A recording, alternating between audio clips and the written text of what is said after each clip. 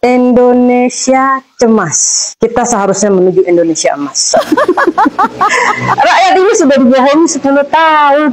Terus mau dibohongin lagi. Udah bosen lah. Cuma gini, kalau mau bohong, ganti cara. Kalau dulu kan Pak Jokowi kan bagi-bagi bansos ya. Sekarang kan kalau Pak Prabowo kan bagi-bagi kursi tuh. Coba Pak, bagi-bagi yang lain. Biar orang itu ada rasa ekspektasinya itu lebih tinggi. Ini ya, emak tuh bukannya menuduh. Emak itu curiga, jangan-jangan Pak Prabowo itu ada deal-deal politik. Mungkin gini, udahlah Pak Prabowo nanti kau jadi Perdana Menteri aja, tapi rajanya tetap saya. Gitu mungkin ya. Makanya Pak Prabowo itu hanya sibuk tebar pesona di luar negeri. Dia ingin menunjukkan bahwa dia bahasa Inggrisnya hebat, pidatonya bagus, dia punya visi dan misi untuk rakyatnya yang begitu hebat. Jual data rakyatnya untuk barter dengan harga pajak impor. Rakyatnya hanya dapat makan gratis yang sehari 8.000 buat anak-anak sekolah, dan banyak yang keracunan. Dan apa kata Mensos? Itu mungkin mereka nggak pernah makan enak. Luar biasa. Begitu hebatnya para menterinya Prabowo. Kalau ngomong nggak pakai akal. Segitu miskinkah rakyat Indonesia sehingga kalian bisa perlakukan serendah itu? Menteri pada saat rapat sekali makan hampir 200.000, sekali nginep 9 juta untuk golongan eselon 1, mobil hampir 1 miliar. Untuk kucingnya Pak Prabowo berapa juta sehari? Berikut pengawalan polisi-polisinya. Betapa menjijikannya negara ini menganggap bahwa masyarakat itu begitu kerenya sehingga makanan seharga 8.000 nasi dan tempe dan lauk yang tidak pantas dikatakan makan mewah dan bergizi. Inilah presiden yang dipilih oleh RT 58. Akan dibawa kemana negeri ini? Wajar jika hari ini mahasiswa turun ke jalan untuk mempertahankan hak rakyat Indonesia dan untuk perubahan. Jika Bapak mengatakan bahwa orang yang kontra dengan pemerintahan dan oposisi dan demo adalah dibayar, Bapak harus bisa membuktikan. Bapak punya PPATK, Bapak punya intelijen. Ingat, tidak semua bisa dibayar dengan uang. Emak mengatakan demikian karena ini demi anak cucu emak. Nggak butuh bayaran. Mantap! Mati kau bisa. Ternyata benar juga loh apa yang dikatakan Pak Prabowo itu, bahwa tingkat kemiskinan dan pengangguran di Indonesia ini menurun. Yes, gue setuju banget.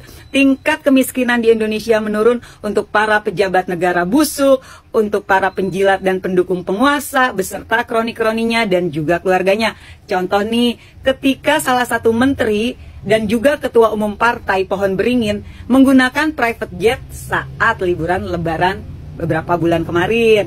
Lalu tingkat pengangguran menurun. Benar juga ya, menurun untuk para pejabat negara busuk, menurun untuk para pendukung dan penjilat penguasa, kroni-kroninya serta keluarganya juga dong. Contoh, banyak wakil menteri yang ngerangkap jabatan. Sementara kita mah rakyat kecil, apaan atuh? Cuma serpihan debu mungkin buat pemerintah. Yakin pemerintahan ini pro rakyat.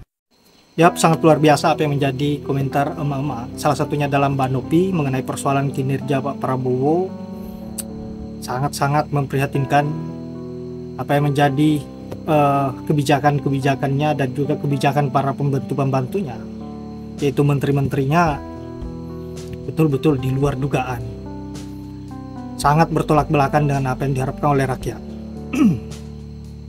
Saya kira kepemimpinan Pak Prabowo Gibran ini masih terbilang baru, tapi daya rusaknya sangat luar biasa.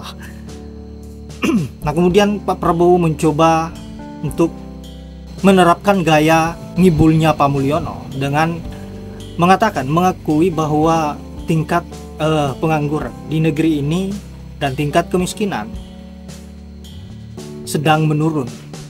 Tapi kita lihat sendiri, netizen atau sebagian rakyat Indonesia tidak mudah untuk dibodohi.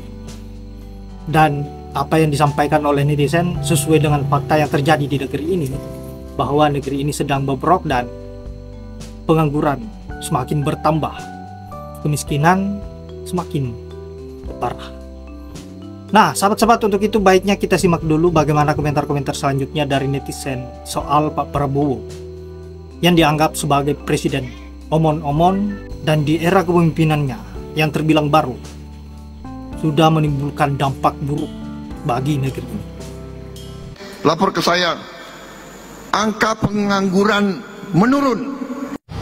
Ini jelas menunjukkan betapa labilnya Bapak ini. Hanya dengar dari laporan, tapi tidak dengar dan tidak melihat fakta di lapangan.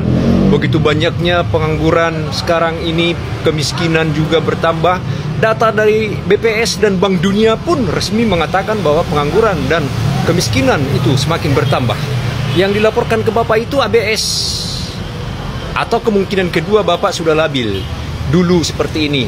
Dulu Bapak bilang akankah kita hanya berdiam diri melihat negara kita hanya menjadi pasar dari produk-produk asing? Itu kata Prabowo Subianto dulu. Tapi sekarang dia sudah menjual bangsa kita ini ke Amerika Serikat. Data-data dan produk asing semua sudah Indonesia jadi miliknya Amerika. Bapak. Presiden Prabowo sentil soal ajakan kabur aja dulu. Emang gampang di luar negeri, Pak Presiden. Pak Presiden Prabowo ini seharusnya malu ngomong seperti itu. Itu bukan statement yang pantas disampaikan oleh seorang presiden. Itu nyinyiran. Masa rakyatnya nyinyiri oleh presidennya sendiri? Pak, seharusnya Bapak Presiden malu. Dan minta maaf kepada rakyat karena Bapak belum bisa memberikan pekerjaan yang layak. Bapak belum mampu mewujudkan janji 19 juta lapangan pekerjaan. Nggak heran kalau banyak masyarakat yang cari kerja ke luar negeri karena di Indonesia nggak ada pekerjaan, Pak. Susah. Seharusnya Bapak malu minta maaf kepada rakyatku. Aku minta maaf karena aku belum bisa memenuhi janjiku 19 juta lapangan pekerjaan. Aku belum bisa memberikan pekerjaan yang layak untuk kalian. Saya minta maaf. Begitu seharusnya jadi presiden, Pak. Jangan nyinyir. Emangnya gampang di luar negeri?